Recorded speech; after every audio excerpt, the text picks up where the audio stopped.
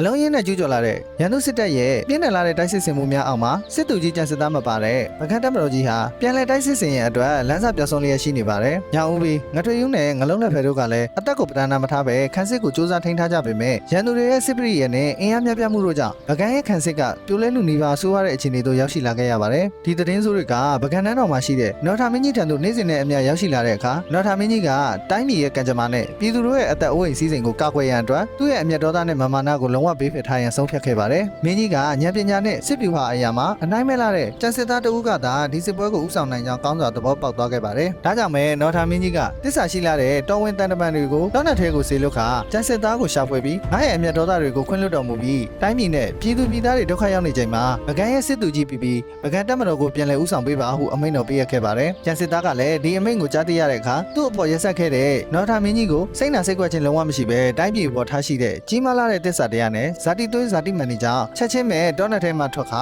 ရှင်နဲ့စစ်မြေပြင်စီတို့ရောက်ရှိလာခဲ့ပါတော့တယ်။စစ်မြေပြင်မှာဒဏ်ရာကိုစီနဲ့စိတ်သက်ကြလူနေပါဖြစ်နေတဲ့ညောင်ဦးပြီးငထွေယုံနဲ့ငလုံးလက်ဖဲတို့ကလည်းမင်းကိုအရှိန်ဟုန်မြင့်စည်းနှင်းလျက်ရောက်ရှိလာတဲ့ကျန်စစ်သားကိုမြင်တွေ့လိုက်ရတဲ့အခါမှာတော့စစ်တပ်တစ်ခုလုံးအားတက်တဲ့ရုပ်ကြွေးကြော်တမ်းများဆူညံသွားခဲ့ပါတော့တယ်။ကျန်စစ်သားကညီနောင်သူရဲကောင်း၃ဦးကိုနှုတ်ဆက်ပြီးဗကန်းတပ်မတော်တစ်ခုလုံးရဲ့စစ်တေနာပတိအဖြစ်တာဝန်ကိုချက်ချင်းပြန်လည်ရယူကရန်သူစစ်ကြောင်းများကိုအစာအနာဖြောက်ဖျက်ဆီးပြစ်မဲ့ဗကန်းရဲ့မဟာဗျူဟာမြောက်စစ်စင်ရေးကြီးကိုစတင်ပေါ်ပေါက်လိုက်ပါတော့တယ်။ဗကန်းရဲ့အစွမ်းထဆုံးသူရဲကောင်း၄ဦးဟာရန်သူစစ်တပ်ကြီးကိုအပြတ်သက်ချင်းမုံမှုအေယာမတိုက်ပွဲကြီးကိုစတင်ဆင်နွှဲလိုက်ပါတော့တယ်။ဗကန်းပြည်ကြီးရဲ့အောင်ပွဲကဘယ်လိုပုံစံနဲ့ထွက်ပေါ်လာမလဲဆိုတာကိုတော့နောက်တစ်ပိုင်းမှာစောင့်မျှော်ကြည့်ရှုပေးကြပါအောင်ခင်ဗျာ။